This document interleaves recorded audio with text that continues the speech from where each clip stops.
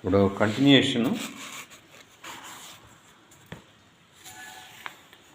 అష్టాంగ యోగం కంటిన్యూషన్. నియమములు.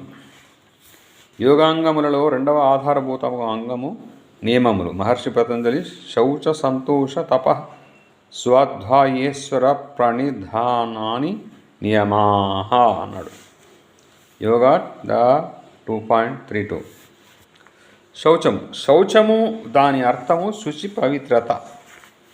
ఈ శౌచము శుచిత్వము లేక పవిత్రత అనేది కూడా రెండు విధములుగా నుండును. ఒకటి బాహ్యము, రెండవది అభ్యంతరము. మహర్షి మనువు శౌచ విషయంలో చాలా చక్కగా ఉపదేశించినారు. అద్భిర్గాత్రాని శుద్ధ్యంతి మనఃసత్యేన శుద్ధ్యతి.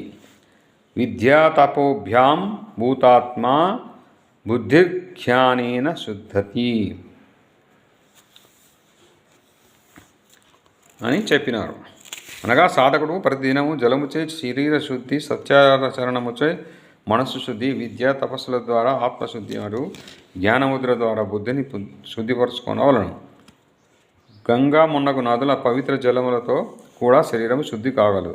మనసు, బుద్ధి మరియు ఆత్మ శుద్ధి కొరకై ఋషుల ద్వారా చూపబడిన ఉపాయములను ఆచరించవలసి ఉండును. సంతోషం. మన వద్ద గల సమస్త సాధనములచే సంపూర్ణముగా పురుషార్థము అనగా ప్రయత్నం అనర్చవలను. అందుకు ప్రతిఫలముగా నీవు ఏమి లభించినను పూర్ణ సంతృప్తి చెందవలను. ఉపలబ్ధి కాని దానిని కోరుకుంటకు అవసరంగా